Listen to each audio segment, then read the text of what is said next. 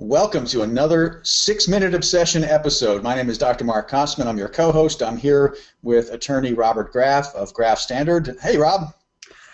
Good morning, Dr. Mark. How are you?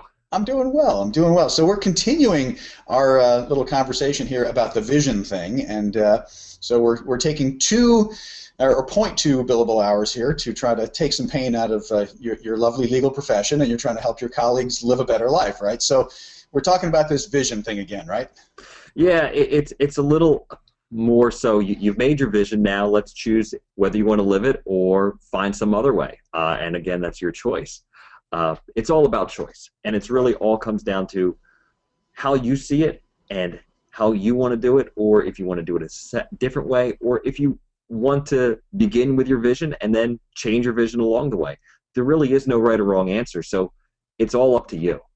Well, so I'm sure you run into people, Rob, who kind of are going through life as if it's studying for a final exam, and they're really kind of worried about making the wrong decision or the wrong choice. So how do you help people get over this right or wrong thing? It's about changing somebody's narrative. It's about changing how you view things, and if your brain repeats that new narrative enough, then that becomes the reality for you. If you realize that we're always faced with choices, and we're always faced with that fork in the road. So you go down one fork, and then we reach another fork, and that whatever you choose is all right. And experiencing the journey and experiencing going through those choices and going through those options is just how we make our lives.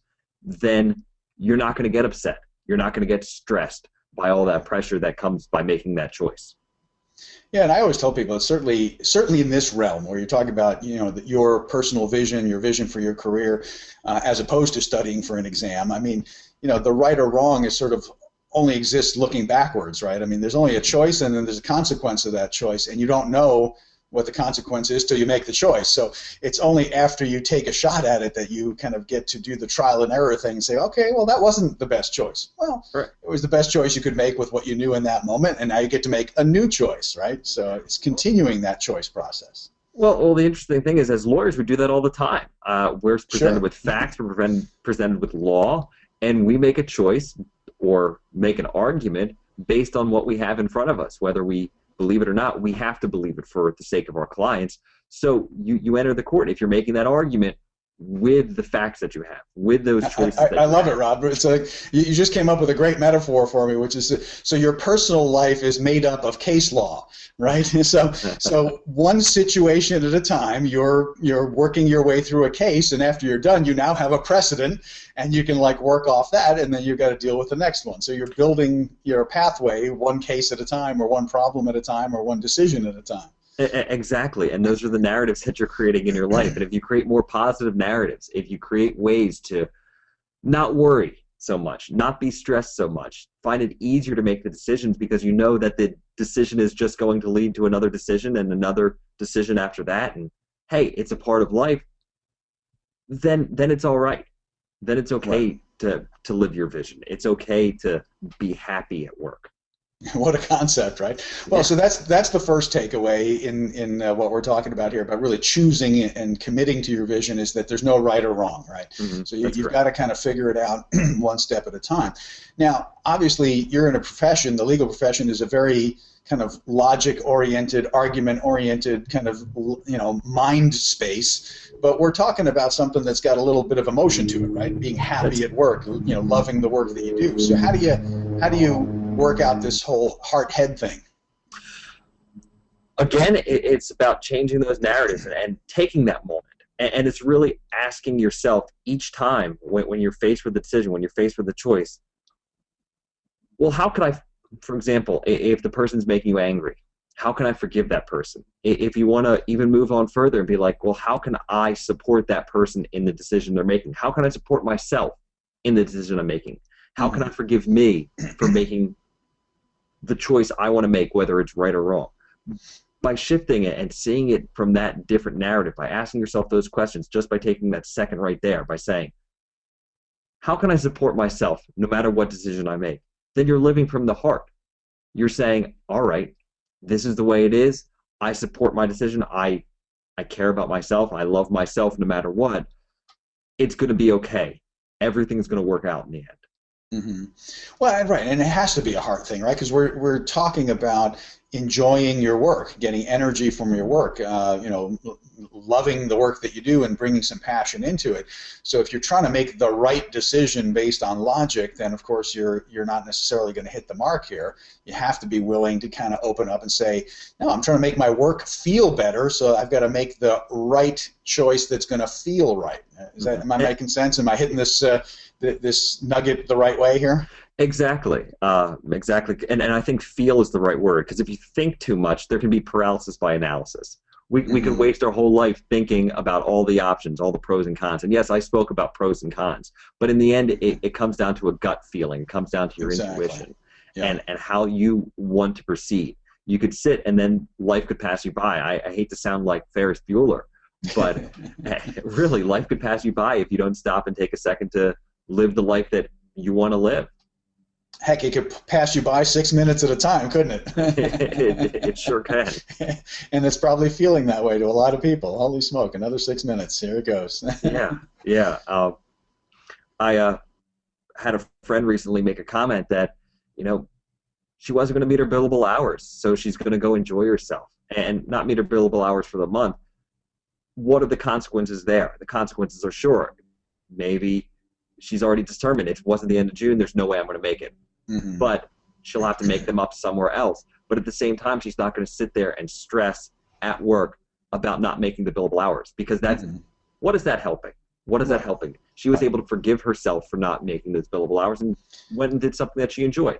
Right, because in the end, the clock just resets, right? I mean, if even if you hit your billable hours, guess what? You've got another chunk to it just repeats and round you go. So if you're having to constantly, you know, be like a sprinter going all out just to meet those billable hours, then there's no way you have sustainable balance, right? I mean, so you're going to make it or not make it this month, but you're going to have to do it again next month, right? So you've still got to figure out this vision thing. Still got to figure out this heart thing and this balance thing. Otherwise, you're going to burn out. There's just no other endpoint to it, right? And that's a good point that you bring up. It's not a sprint. It's not a race. It's a if it's a race, it's a very long It's a marathon. very long marathon, and there's numerous steps along the way. There's numerous stages. It's kind of like a Tour de France type of thing, where there's different Mhm. stages along the way. And sometimes, unlike a bike race, your steps are going to change and they're going to shift, and your view of how you want to live it's going to change. But it's not all one step. It's not one giant leap to Right. get to that happiness at work. It's not that one Yeah. giant leap to live your vision. It's taking that top step and then breaking it down for manageable goals, manageable Mhm. steps that you can now walk, baby steps basically, in order to Mhm. reach that ultimate goal, if there is one. Well, and that's the thing is that there really isn't necessarily one, right? I mean, I remember when I was running on a regular basis and was doing longer runs, I found that you really can't bother to think about the finish line. I mean, I've never done a marathon, but I've done half marathons, and even that, it's like if I was dwelling on the finish line, I would actually burn myself out. So I actually, in my own mind, would try to find what I would call the perfect rhythm. I was trying to find the feeling of running at a pace where I felt like I could run forever. Even though, of course, that's not Right. fully literal, but it was a feeling. It was a felt space of, okay, I can keep this pattern going here, and I know that it'll eventually reach the finish line. And I think this is kind of similar, right? Is that, you have to get into that rhythm of you're dealing with the 6 minute obsession because it's there, that part's real. But if Mhm. you're thinking in month-long increments, or I got to hit my numbers, or even week-long, that's seems to be the recipe for burnout. Whereas the sustainability comes from, as you rightly point out, this is multiple steps, but really it's almost worth thinking of it as an infinite number of steps, and that your goal is to get into this flow of dealing with one choice. To recap our three bullets here, there's no right or wrong, so there's no point in getting into that analysis paralysis. You got to bring that emotion and that heart in, because that's how you're going to have that felt choice. And then you got to keep repeating it over and over and over to create this rhythm, so that you're getting through one series of things at a time, right? That lays it out perfectly. Yes, thank you. That's why you pay me the big bucks, man. But by doing that, you don't have that stress, and any bit to reduce that stress, how much more energy are you going to have? What would be the benefit of reducing your levels of stress? Would you have more energy for your family? Would you have more energy to do what you like? Would you have more energy to even have time at work? Right. To, God forbid, enjoy your work, right? Yeah. What would the benefit be? And it's really asking yourself asking yourself that by laying it out, by laying out your plan, and by having your vision, knowing what would make you happy. You just have to ask yourself, well, why can't I have that right now? Mm-hmm. Why can't I have that same feeling right now? And by completing those steps to get to that point, you can have that right now. So it's really about creating that vision, laying it out, knowing that no matter what happens, there is no right or wrong. It's all a part of the experience. You can be happy. You can have that happiness that you're trying to achieve right now. And I think the biggest part, I think the one single biggest takeaway, I think, for today's 6-Minute Obsession episode is at least make that commitment. Make the commitment to the possibility that you could do this differently. Make the commitment to the concept that, maybe I could have a happier, more balanced way to go. So if that's a vision that people want to, invest in for themselves and explore more, obviously they're welcome to come back and keep watching 6-Minute Obsession episodes. But how can we get them to engage with you directly, Rob? They can come to my website, Graff.Standard.com. Fill out the contact right here on the form. screen here, so you don't even have to worry how to spell it. And they get a 30-minute free session with me if they sign up and schedule with me. Well, I highly recommend people take advantage of Rob's generous donation of some time here. Explore what this is all about, what one-on-one coaching could be like to make your legal profession less painful and less stressful. And join us back at graphstandard.com. If you haven't already opted in on the list there to subscribe, it's free. You'll get notifications of future episodes. So keep your email box open and keep watching for the next notification. Have a great day.